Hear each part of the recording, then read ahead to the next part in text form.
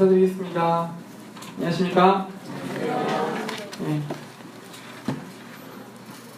시간이 많이 지났습니다.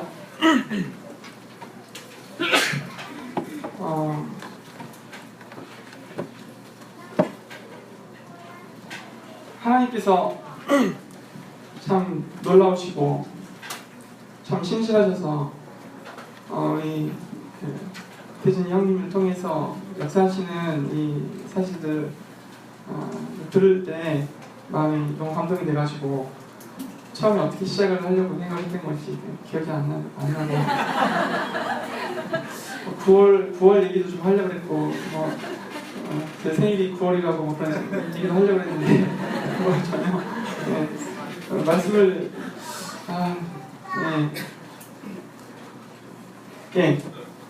정신 차리고 오늘도 이렇게 하나님 말씀을 듣고자 참 여러 가지 바쁘시고 또 참 하고 싶은 일들도 많을 텐데 그런 일들을 다 뒤로 하고 나오신 여러분 환영하고 여러분께 정말 소망이 있음을 일단 확신을 드립니다. 지난주에 주일학생들에게 하나님 말씀을 전하는데 이 아이들의 눈빛에서 하나님 말씀을 기대하는 이런 그 모습을 보았습니다. 그래서 그런 얘기를 했습니다. 문득 그런 생각이 들었어요. 하나님 말씀을 듣고자 하나님 말씀에 귀 기울이는 너희들에게 정말 소망이 있다. 공부를 잘하고 외모가 잘생기고 훌륭한 일을 할 수 있는 힘이 있는 그런 사람에게 소망이 있는 것이 아니고 겸손히 정말 어린 아이의 마음이잖아요. 어린 아이의 그 순수한 마음으로 하나님 앞에 말씀 앞에 나오는 너희 정말 소망이 있다 이런 생각을 하면서 그런 얘기를 했습니다. 그리고 하나님 말씀 앞에 나오는 것에 우리 소망이 있습니다. 하나님 말씀이 어떠한가? 하나님 말씀에 우리 소망이 있습니다. 우리는 하나님을 모르는 상태에서 모두 다 우리 자신을 위해 살아가죠. 점점 더 그러한 경향이 짙어지는 것 같습니다. 그런데 성경에서 분명히 우리에게 말씀하시는 그 사람의 본분, 우리가 살아가는 목적, 이것은 바로 하나님입니다. 바로 하나님의 영광입니다.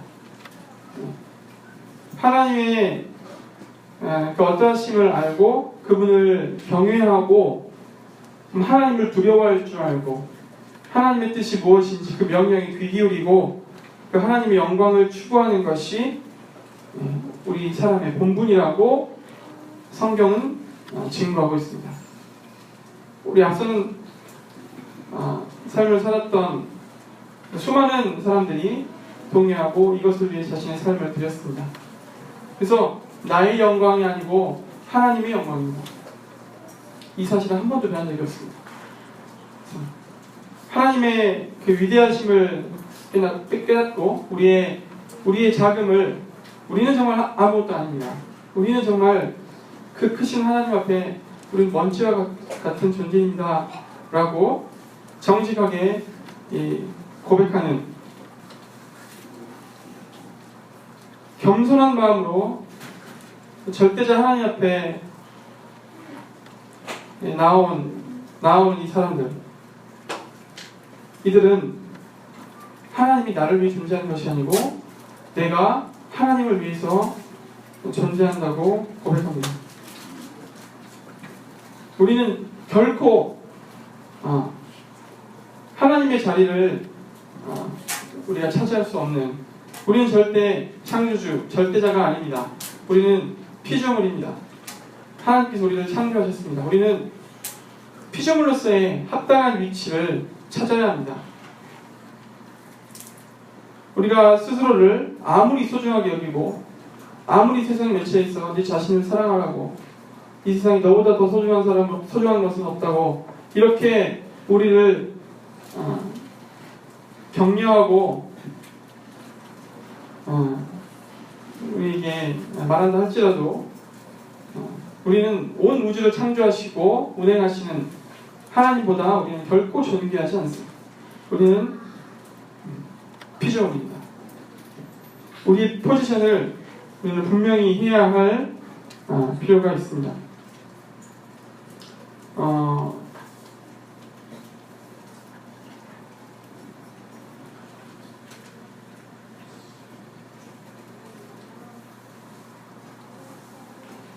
사도 바울이 하나님을 이렇게 묘사합니다. 사도행전 17장 14절에 우주와 그 가운데 있는 만물을 지으신 하나님께서는 천지의 주제시니 손으로 지은 전에 계시지 아니하시고 또 무엇이 부족한 것처럼 사람의 손으로 섬김을 받으시는 것이 아니니 이는 만민에게 생명과 호흡과 만물을 친히 주시는 이십니다. 네. 만민에게 생명과 호흡과 만물을 친히 주시는 이시다. 하나님은 천지의 주제시다. 무엇이 부족한 것처럼 사람의 손으로 섬김을 받으시려고 하는 것이 아니다. 하나님은 천지의 주인이십니다. 크나큰 영광 중에 계십니다. 너무나 부요하신 분입니다. 부족함이 전혀 없으신 모든 것을 소유하신 분입니다. 이 우주 만물을 창조하신 분입니다. 우리의 섬김을 구걸하시는 분이 아닙니다. 실은 오늘 지금 이 순간도 하나님의 그 부요하심과 그분의 풍성하심이 우리에게 흘러 넘치고 있기 때문에 우리가 지금 이 순간 우리 생명, 우리의 호흡을 유지하고 이 땅에 발을 딛고 우리가 존재하고 있습니다. 그럼에도 불구하고 오늘 이렇게 또 하나님께서 말씀하시고 여러분을 향해서 호소하시는 것은 정말 여러분이 하나님보다 존귀해서가 아니고 하나님이 정말 무엇이 부족해서가 아니고 정말 여러분 중에 누군가는 그토록 무관심한 그 하나님께서 정말 존재하시는 실제이시기 때문에 정말 그분이 너무나 선하시고 의로우시기 때문에 그렇습니다. 하나님이 공의로우시다는 이 엄유한 사실, 이것이 과연 무엇을 의미하는가에 대해서 별 감각이 없는 여러분 중에 누군가를 긍휼히 여기시기 때문에 오늘도 이렇게 하나님 말씀을 전하고 있습니다. 우리가 모두 다 하나님에 의해서 존재하고 하나님을 위해 존재한다 하는 사실이 굉장히 낯설고 불편할 수 있겠지만 무슨 그런 하나님이 다 있냐 이렇게 생각하실지도 모르겠지만 생각해 보십시오. 이 세상 만물을 창조하신 그 능력과 그 모든 영광을 소유하신 분이라면 마땅히 그 피조물들로부터 찬양과 경배를 받으시는 것이죠. 하나님을 부정하거나 하나님을 막연하게나마 인정하는 하면서도 가벼이 여기는 모든 사람들은 우리 인생의 이 존재의 목적에 완전히 어긋난 삶을 살고 있습니다. 여러분의 삶을 정직하게 비춰보셔야 됩니다. 하나님의 영광, 나를 창조하신 나의 창조주 하나님의 영광을 위해 살지 않고 그분의 영광을 생각하지 않고 관심 갖지 않고 오직 내 자신을 위해서 살아가는 이 삶에 우리는 어쩌면 너무나 익숙해 있는지도 모릅니다. 옛날에는 왕이 다스리는 왕정 시대였는데 요즘에는 국민이 주인이다 라고 해서 국민이 나라의 주인이라는 세상이 이제 지배하는 세상이 되다 보니까 이제 하나님마저도 사람을 위해 존재한다고 생각하는 시대가 된 거라니까 이런 생각을 해보게 됩니다. 나를 위해 사는 삶이 마땅하다. 하나님도 나를 위해 존재한다. 종교도 사람을 위해 존재하는 것이다. 이렇게 생각하는 이 사람들의 생각들 왜 이러는가? 이것은 바로 우리가 죄로 인해서 우리 눈이 가려지고 아까 우리 박혜진 씨가 말씀하셨던 것처럼 정말 아무것도 몰랐다라고 이렇게 고백하게 되는 것처럼 우리의 눈이 가리워져서 우리 영적인 눈이 가리워져서 절대 주권자이신 하나님 그분을 알아보지 못하고 그분의 영광보다 내 자신의 삶, 나의 즐거움, 나의 만족, 이것이 더 중요하다고 생각하는, 이것이 바로 우리가 하나님을 완전히 철저하게 떠나 있다는, 부패한 상태에 있다는 증거가 되겠습니다. 우리에게 많은 그 삶의 고민과 갈등이 있고, 여러 가지 고통과 슬픔, 또 불만, 외로움, 이런 것도 있죠. 이런 그런 도대체 무엇일까?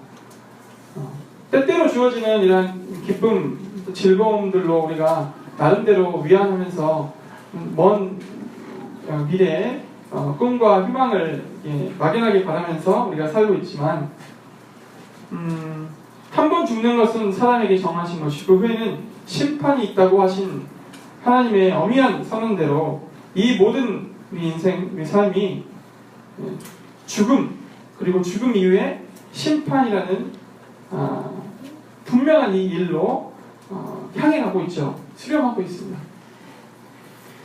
우린 지금 이 순간에도 우리가 영원히 살 것처럼 안심하고 살지만 우리 반드시 죽음이 찾아오고, 여러분께서도 아마 직접적이든 간접적이든 죽음을 마주하신 적이 있을 거예요. 우리 가족, 우리의 친척, 내 지인이 죽음 앞에 선 경우를 보고 경험하셨을 것이고, 여러분 가운데도 혹 이러한 질병에 걸려서 또 이제 나이가 들어서 이제 죽음을 이제 진지하게 생각해야 되는 이런 상황에 서보신 분들이 있을 겁니다. 그때야말로 우리의 양심이, 절대자 하나님 앞에서의 우리의 양심이 이제 회복되는 거죠. 우리 인생을 판단하시는 그 심판자에 대한 감각이 이 죽음 앞에 설 때 살아난다는 것입니다. 아시는 대로 이 솔로몬이라고 하는 그 이스라엘의 왕은 말년에 자신의 삶을 회고하면서 헛되니 헤아려서 수고하는 모든 수고가 사람에게 무엇이 유익한가? 이 세상의 모든 욕구라는 욕구는 다 채워본 그가 마지막에 한 고백이 그러했습니다. 뿐만 아니라 지금 우리와 동시대로 살아가는 좀 힘이 있는, 할 거 다 해본 유력한 자들이 하는 이야기를 들어보아도 마찬가지입니다. 우리 인생이 왜 결국에는 이런 고백을 할 수밖에 없는가? 해 아래에서 수고하는 모든 수고가 헛되다. 그것은 우리가 하나님을 떠났기 때문이고 우리의 안목이 해 아래에만 맞춰져 있기 때문입니다. 우리의 인생에 우리 생명의 참 주인이신 하나님을 배반하여서 하나님을 경외하지 않는 삶을 살고 있기 때문에 우리 영혼의 주인을 우리는 잃어버렸고 거부하고 있고, 여러분 스스로가 내 삶의 주인이라고 이렇게 믿고 살아가기 때문에 우리는 이런 고백을 할 수밖에 없는 거예요. 결국에는 데살로니가 후서 1장 8절로 9절 말씀을 한번 읽고 가겠습니다. 데살로니가 후서 1장 8절 9절.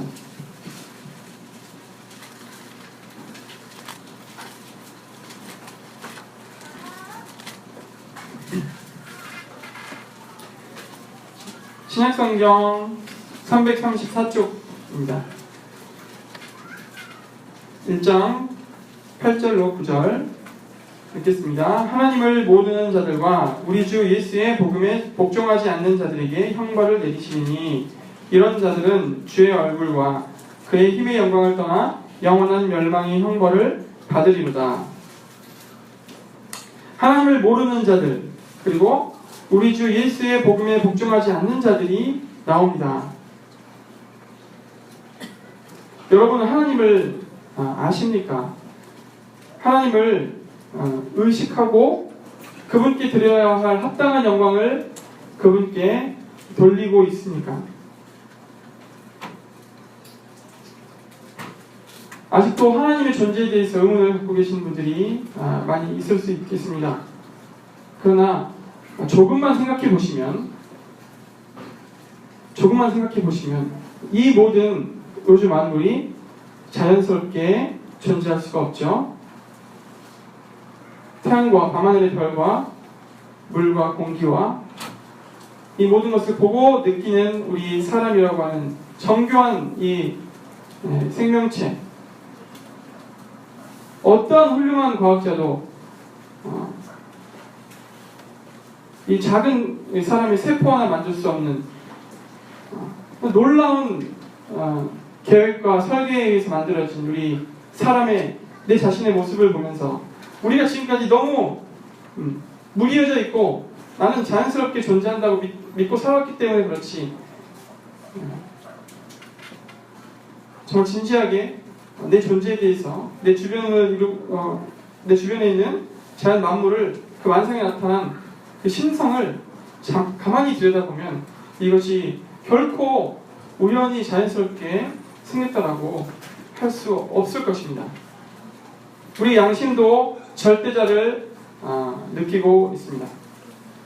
아무리 동료들 중에 하나님을 섬기지 않는 사람들이 대부분인데 그들도 점을 보러 다니고요. 그들도 복을 받고 싶어서 뭐 사주를 보거나 얼굴 관상을 보거나 이런 노력들을 하는 것을 봅니다. 또 참 어려운 상황에 처했을 때 누군가에게 의지하고자 하는 이러한 본성적인 우리 양심의 반응들이 있는데, 이것 또한 우리 안에 영혼이 있다는 증거이고 신을 느낄 수 있는 이 영혼이라는 감각이 있다는 증거가 되겠습니다. 집마다 지은이가 있으니 만물을 지으신 이는 하나님이시다 라고 성경은 증거하고 있습니다. 그리고 어리석은 자는 그 마음에 이르기를 하나님이 없다 하도다. 하나님을 거부하는 수많은 분들이 있습니다. 그분들의 마음을 조금은 이해를 할 수 있죠. 하나님 마음에 두기 싫어합니다. 하나님을 믿고 섬기는 것을 단순히 여러 종교 중에 하나를 선택하는 것이라고 생각하고 하나님을 증명할 수 없다라고 생각하고 살아갑니다. 그리고 하나님을 인정하는 것은 내 삶에 굉장히 불편한 일이 될 것이라고 하는 이런 거부 반응이 있어요. 이러한 거부 반응 때문에 여러분 지금까지 하나님을 모르고 살아오셨습니다. 분명히 존재하는 하나님을 대적하는 영 사탄은 우리 사람들로 하여금 하나님을 믿는 것은 굉장히 불편한 일이 될 것이라고 우리에게 이야기 속삭입니다. 여러분 하나님을 아십니까? 이 세상의 절대자, 창조주, 우리 존재의, 우리 생명의 근원. 우리는 모두 하나님께로부터 말미암았고 하나님을 마음으로 섬기고 하나님의 영광을 위해서 살아야 되는데 지금까지 여러분은 삶의 한순간이라도 그분 그 관심을 두고 살아오셨습니까? 정직하게 내 자신에게 물으셔야 되는 거예요. 성경은 모든 사람이 죄를 범하였음에 하나님의 영광에 이르지 못한다고 선언합니다. 나는 좀 더 낫게 살았다, 사람들 도와주고 훌륭한 일을 하며 살았다, 이렇게 이야기하는 사람들조차도 싸잡아서 모든 사람이 하나님 앞에 죄를 범했고 결코 하나님의 영광에 이르지 못한다고 선언해버리십니다. 이 죄의 본질, 이것은 무엇인가? 바로 우리 사람의 본분, 아까 말씀드렸던 우리가 하나님을 경외하고 하나님의 영광을 위해 사는 이 존재의 목적을 벗어나는 것, 이것이 죄의 본질이고 여기에서 우리의 모든 고통과 슬픔, 아픔 나오는 거예요. 오늘날 여러분 세상을 바라보면 아무리 교육이 발달하고 사람의 의식이 나아지고 선진국가가 되고 경제가 발전하고 문명화되어도 참 범죄를 막을 수 없어요. 점점 더 치밀하고 극악무도한 이러한 일들이 자행되고 있습니다. TV를 틀었다 하면 그런 소식들이죠. 이제 또 세상의 여러 나라들을 보십시오. 끊임없이 분쟁하고 다투고 알력 싸움에 많은 사람들을 이제 죽음의 공포에, 전쟁의 공포에 몰아넣고 있습니다. 이러한 세상의 이 모습이 결코 나아지지 않은 거예요. 아무리 시간이 가도. 왜냐? 이 세상 하나님을 떠나 있기 때문입니다. 하나님에 대해서 무관심한 것입니다. 생수의 근원되는 나를 버렸다라고 하나님은 선언하십니다. 그리고 스스로 웅덩이를 팠다. 우리의 생수의 근원, 그건 바로 하나님이신데 그분을 버리고 우리의 스스로 웅덩이를 파고 내 딴에는 열심히 살면서 자기 일에 몰두하고 그 텅 빈 마음을 채워보려고 부단히도 애를 쓰는 이 세상, 그 가운데 평안이 없고 분쟁과 다툼뿐입니다. 시기와 질투, 미움, 죄의 열매만 맺혀질 뿐이에요. 우리가 하나님을 향한 이 반역으로 인해서 이러한 모든 죄의 열매들이 맺혀졌습니다. 그래서 하나님을 마음에 두기 싫어하는 이 반역성이 바로 여러분들이 이 시간 회개해야 할 죄입니다. 사람들이 왜 진화론에 열광하고 지지하냐고요? 하나님은 없는 것 같아. 먹고 마시고 즐기자. 이런 이야기를 왜 하냐고요? 우리 인간이 그저 우연히 발생한 존재여야만, 그저 우연히 약간 더 높은 수준의 동물이어야만, 그 수준에 불과해야만 우리 마음대로 살 수 있고 하나님의 속박으로부터 자유로워질 수 있고 그것이 우리에게 만족을 가져다 줄 것이라고 하는 사단이 주는 죄악된 생각 때문에 우리는 하나님이 기뻐하시는 길을 힘써 거부하고 살아가고 있습니다. 그러나 하나님의 존재를 인정하고 그분의 창조 목적을 우리가 정말 진정으로 우리가 깨닫게 되는 순간 우리 영혼에 정말 빨간불이 들어오죠. 그럼 나는 어떻게 해야 되는 건가? 여러분, 하나님 앞에 정직하게 회개하고 나아오셔야 됩니다. 그럼 제가 이제 어떻게 해야 됩니까, 하나님? 이렇게 나아오시지 않는 분께는 죄송한 말씀이지만 소망이 없습니다.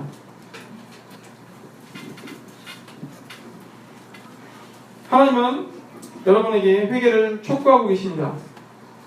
결코 나를 믿어달라고, 나를 알아달라고 구걸하시지 않습니다. 우리는 하나님 앞에 겸손해야 합니다. 하나님 말씀에 내 하나님 여호와를 버림과 너의 속에 나를 경외함이 없는 것이 악이요 고통인 줄 알라. 그리고 하나님 또 우리에게 이렇게 얘기하십니다. 너희를 향한 나의 생각은 내가 안다.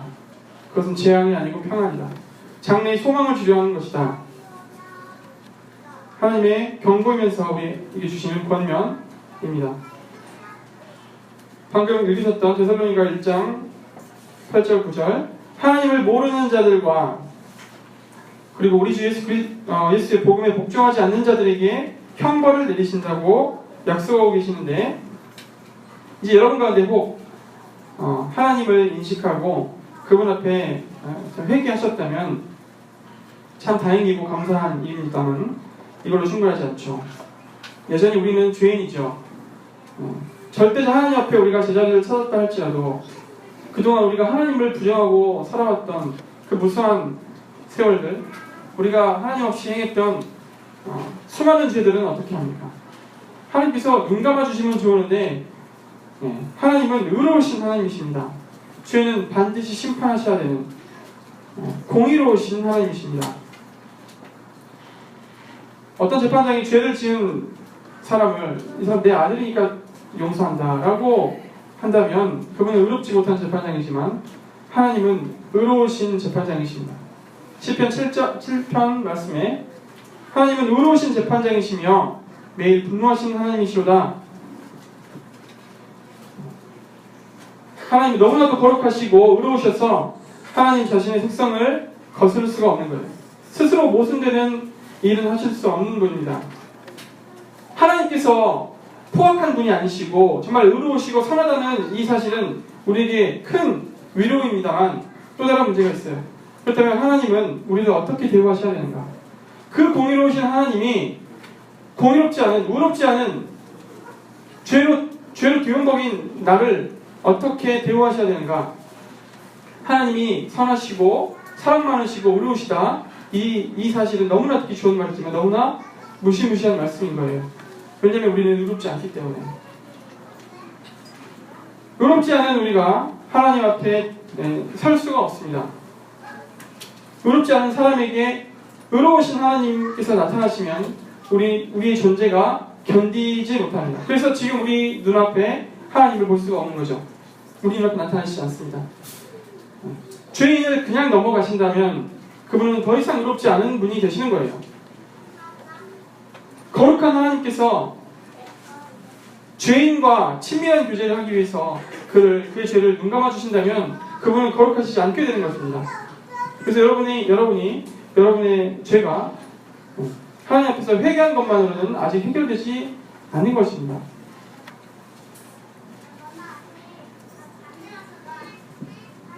그래서 사람들이 죽음 이후에 대해서 막연하게나마 생각하면서 선하게 살려고 애를 쓰죠. 죄를 씻어보려고 참선을 하고 봉사와 선행을 합니다. 덕을 쌓습니다. 그렇지만 그런 모든 노력에도 불구하고 성경은 인간을 하나님의 의라고 하는 이 높은 기준에 훨씬 미치지 못하는 자로 우리를 정죄해버리십니다. 여자를 보고 음욕을 품는 자마다 이미 간음을 했다. 형제를 대하여 바보라고 하는 사람은 이미 살인을 했다. 라고 하시는 그 하나님의 높으신 그 기준 앞에 우리 모두가 의인으로 설 수가 없죠. 아무리 우리가 우리의 죄를 씻어보기 위해서 훌륭한 일을 하고 봉사활동을 하고 자선 기부 사업을 한다 할지라도 그 모든 행위도 하나님 앞에 누더기 올 것 같습니다. 하나님께서 너무하십니까? 그만큼 하나님은 거룩하시고 의로우신 분입니다. 우리의 힘으로는 도무지 하나님의 의에 미칠 수 없는 것을 우리는 깨달아야 됩니다. 아까 간증을 들으면서 감격이 됐던 부분 중에 한 부분은 내가 정말 하나님 앞에 큰 죄인이구나. 어떠한 과정과 경우를 통해서든 내가 정말 하나님 앞에서 큰 죄인이라는 사실을 깨달을 수 있다면 이것은 더 없는 축복입니다. 내가 정말 하나님 앞에 큰 죄인이구나. 우리는 절대적으로 그 크신, 거룩하신, 그 의로우신 하나님의 기준 앞에서 정말 무능하고 절망적인 상태입니다. 성경에서 나타난 큰 문제는 어떻게 이렇게 거룩하신 하나님께서 죄인인, 우리와 같은 허물 많은 죄인인 사람을 용서할 수가 있는가? 어떻게 의로우신 그 하나님께서 죄인인 사람을 용서하시고도 여전히 의로운 분이라고 할 수 있는가? 어떻게 의로운 하나님께서 이 악한 이 죄인과 친밀하게 교제하자고 우리를 부를 수 있는가? 하나님은 의로우셔서 반드시 죄를 물으셔야 합니다. 반드시 심판하셔야 됩니다. 우리의 죄는 말씀드린 것처럼 결코 가벼운 죄가 아닙니다. 하나님 말씀에 죄의 삭은 사망이다. 피 흘림이 없은즉 죄사함이 없다. 우리의 죄는 죽음으로서만 갚을 수 있는 것입니다. 그런데 하나님께서 우리 인생을 너무나 사랑하셨고 그 사랑은 우리 사람의 지각으로 이해하거나 헤아릴 수 있는 사랑이 아닙니다. 아버지가 제 부모가 되어보니까 조금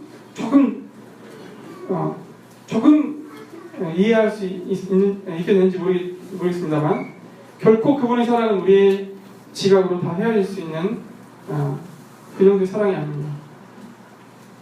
그래서 하나님께서 그분의 아들을 우리에게 보내셨다고 성경이 증거하고 있습니다. 요한복음 3장 16절 17절 말씀 다 아시죠? 한번 외워볼까요? 시작. 하나님이 세상을 이처럼 사랑하사 독생자를 주셨으니 이는 저를 믿는 자마다 멸망치 않고 영생을 얻게. 하나님이 세상을 이처럼 사랑하사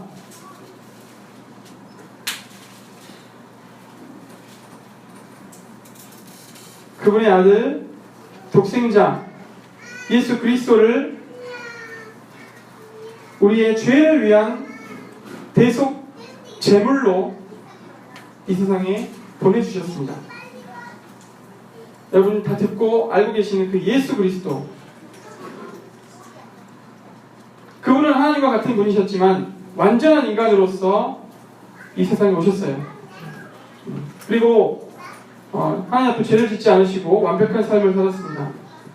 그리고 사람들의 모함에 예언된 대로 구약에 예언된 대로 그분은 십자가에 못 박히시고 사람들 모든 인류의 죄를 담당하셨습니다. 모든 인류의 죄가 그분의 위에 얹어졌습니다. 우리의 죄 때문에 우리가 받아야 하는 그 모든 하나님의 진노가 예수님의 머리 위로 쏟아 부어졌습니다.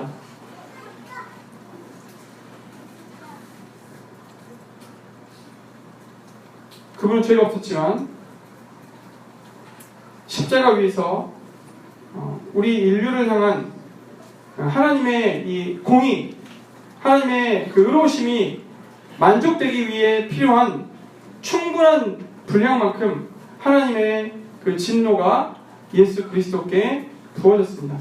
단순하게 한 사람이 십자가에 못 박혀 죽은 것이 아니라 가시관 때문에 머리 피가 나고 양손에 못을 박혀가지고 아프고 채찍에 맞아서 아픔을 느끼는 그런 정도의 고통이 아니고 그 고통은 모든 인류의 죄의 대가를 치르게 하기 위해서 하나님께서 쏟아 부으신 진노의 형벌이었습니다. 그 형벌로 인한 고통이었죠.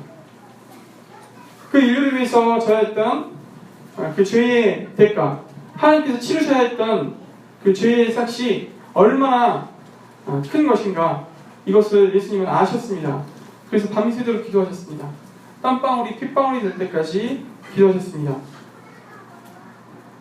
하나님은 모든 진노, 우리 모든 사람들이 하나님 없이 죄를 짓고 우리 멋대로 살아가면서 지었던 모든 그 죄값, 하나님을 부정하고 하나님 없이 살아가는 그 모든 죄값을 모두 다 그 예수 그리스도께 쏟아 부으시고 예수님을 십자가 그 틀 위에서 아주 짓이기셨습니다. 그리고 예수님은 마침내 요한복음 19장에 다 이루었다고 선언하시고 죄값을 다 치렀다고 선언하시고 하나님의 능력으로 부활하셨습니다.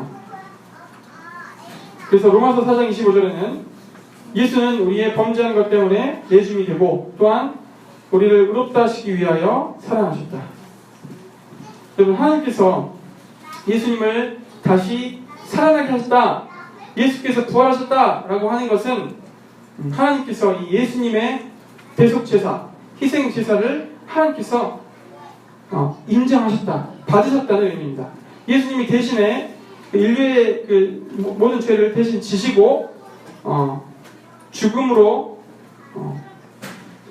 우리 죄를 용서하셨다는 이 사실을 하나님께서 인정하시고, 그래서 이를 믿고 나오는 모든 사람들을 의롭게 한다는 이런 확증이 되는 것입니다.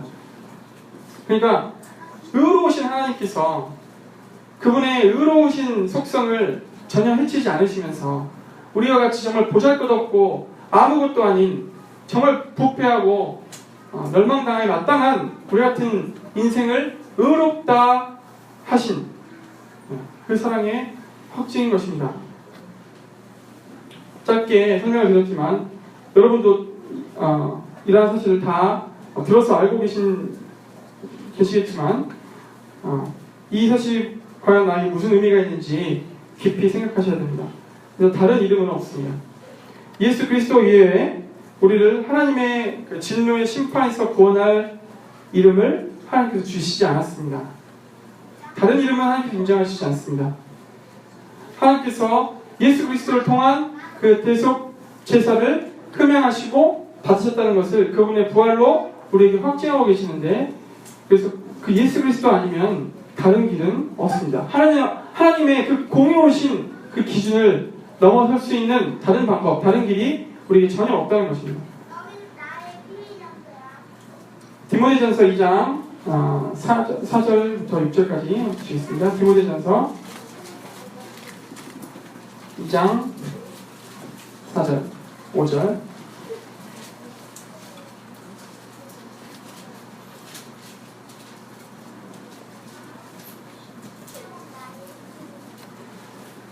2장 4절 읽겠습니다. 하나님은 모든 사람이 구원을 받으며 진리를 아는 데 이르기를 원하시니라. 하나님은 한 분이시요 또 하나님과 사람 사이의 중보자도 한 분이시니 곧 사람이신 그리스도 예수라. 하나님은 한 분이시요 또 하나님과 사람 사이의 중보자도 한 분이시니 곧 사람이신 그리스도 예수다. 2000년 전에 이 세상의 초라한 모습으로 이 세상에 오셔가지고 한 마리의 어린 양처럼 세상 죄를 지시고 십자가에 달려 죽으심으로 하나님의 모든 공의를 이루신 분.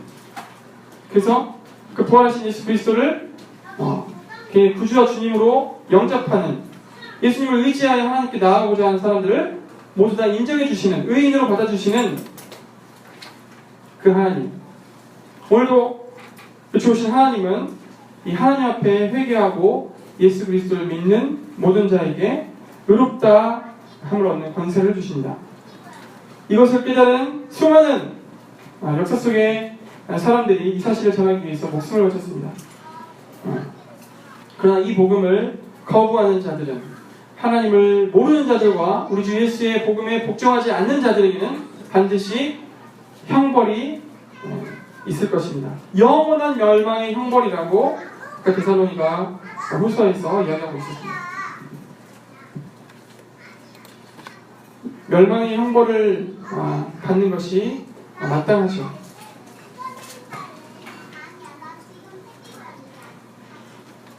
제가 로마서 말씀을 잠깐 읽어드리겠습니다.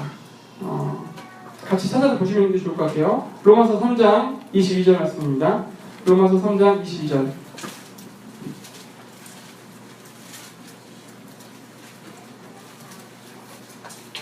자, 20절부터 읽겠습니다. 20절부터 잘 참고하시면서 한번 보시기 바랍니다. 그러므로 243쪽입니다. 그러므로 율법의 행위로 그의 앞에 의롭다 하심을 얻을 육체가 없나니 율법으로는 죄를 깨달음이라. 이제는 율법 외에 하나님의 한 의가 나타났으니 율법과 선지자들에게 증거를 받은 것이라 곧 예수 그리스도를 믿음으로 말미암아 모든 믿는 자에게 미치는 하나님의 의니 차별이 없느니라. 모든 사람이 죄를 범하였음에 하나님의 영광에 이르지 못하더니 그리스도 예수 안에 있는 성령으로 말미암아 하나님의 은혜로 값 없이 의롭다 하심을 얻은 자 되었느니라.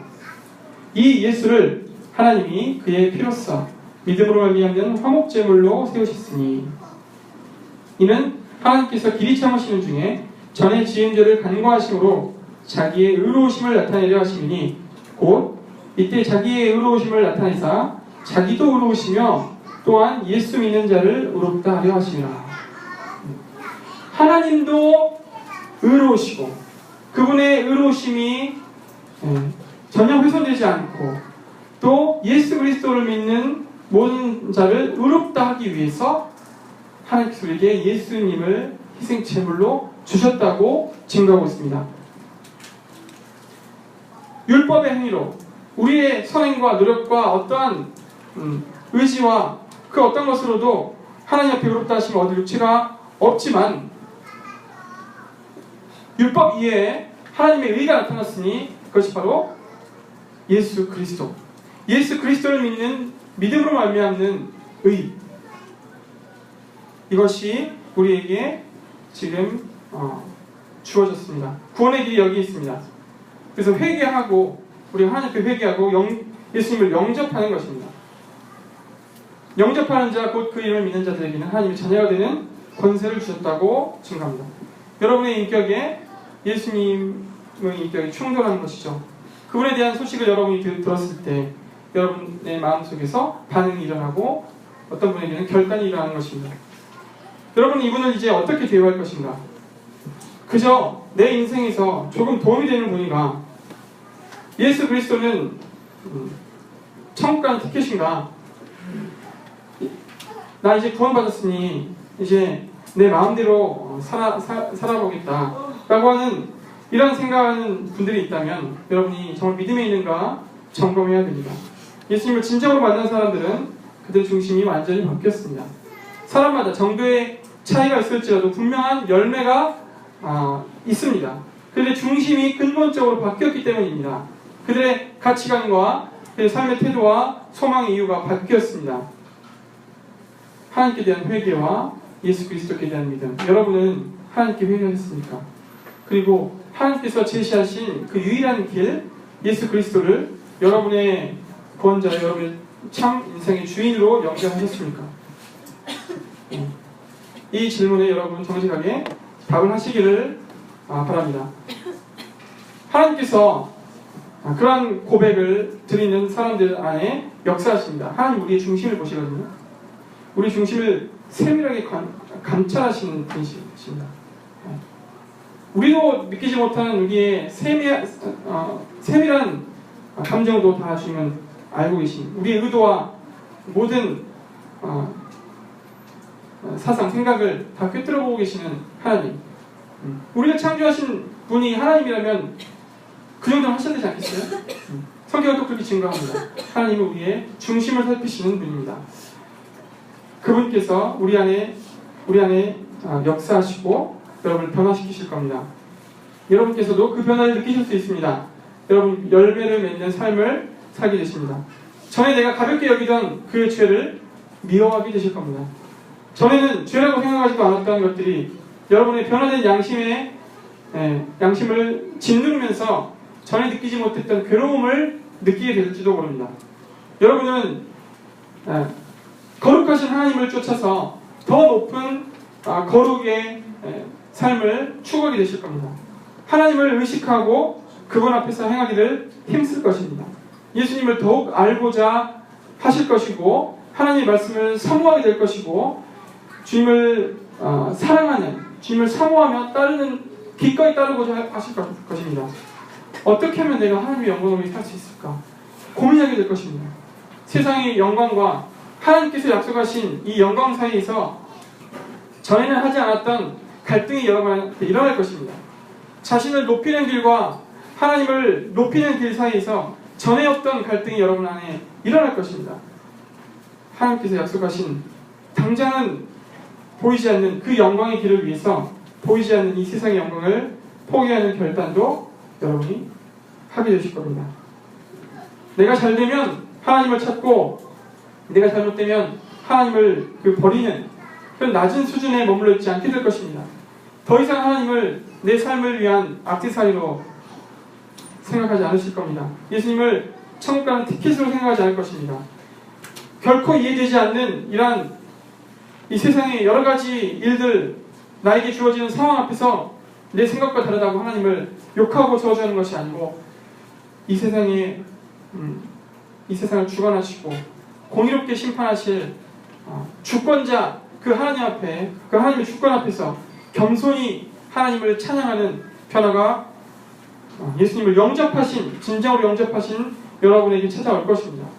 그래서 더 이상 내가 중요하지 않고 더 이상 내가 중요한 존재가 아니고 내 안에 그리스도, 아버지 하나님, 그분이 존귀하게 되기를 갈망하는 이러한 변화가 여러분 안에 일어날 것입니다. 여러분의 삶의 전체적인 목표와 방향이 예수 그리스도, 하나님의 영광을 향할 것입니다. 내 삶에 여전히 문제가 있고 넘어지고 실수투성이고 오늘도 죄를 지을 수 있습니다만 이러한 변화는 분명하게 구원받은 그리스도인, 예수님을 영접하는 자들에게 일어날 것입니다. 우리는 보통 분을 만난 것이 아닙니다. 우리의 인생 전체를 변화시키는 창조주 하나님이 우리 안에 거하시는 것입니다. 만약 그것이 아니고 진정한 회개가 일어나지 않았고 예수님에 대한 이 믿음이 성령님의 역사하심으로 여러분에게 임한 것이 아니라고 본다면 여러분 이런 모습이 여러분에게 나타나지 않을 것입니다. 약간의 감정적인 어떤 동요를 일으킬 수는 있지만 금방 사라질 것입니다. 진정한 회개를 통한 믿음은 예수 그리스도의 생명이 우리 안에 들어와서 능력으로 역사합니다. 살아있는 씨앗에는 분명한 생명력이 있죠. 그래서 반드시 그 생명력을 발현시키고야 합니다. 여러분께서 만나신 예수 그리스도는 과연 누구십니까? 여러분께 과연 그분은 누구이십니까? 예수님께서는 스스로 내가 곧 길이요 진리요 생명이니 나로 말미암지 않고는 아버지께로 올 자가 없다고 스스로 증거하셨고, 예수님의 제자의 증거는 다른 이로서는 구원을 얻을 수 없나니 천하 사람 중에 구원을 받은 만한 다른 이름을 우리에게 주신 일이 없다고 증거했습니다. 그래서 예수님은 오늘도 우리에게 물으십니다. 그러면 구원을 받으신 성도님들에게 동일하게 물으십니다. 너희는 나를 누구로 하느냐? 여러분은 정말 예수 그리스도를 누구로 알고 믿고 그 믿음에 합당한 삶을 살고 계십니까? 오늘도 우리에게 물으십니다. 너희는 나를 누구로 하느냐? 예수님에 대한 여러분의 입장과 태도가 분명하게 결정되고, 또 그래서 우리가 온전히 회복되어서 창조된 목적대로 하나님의 영광을 위해서 살아가는 그런 우리 모두가 되었으면 참 좋겠습니다. 그것을 위해서 또 기도합니다. 네, 경청해 주셔서 감사합니다. 이상으로 마치겠습니다.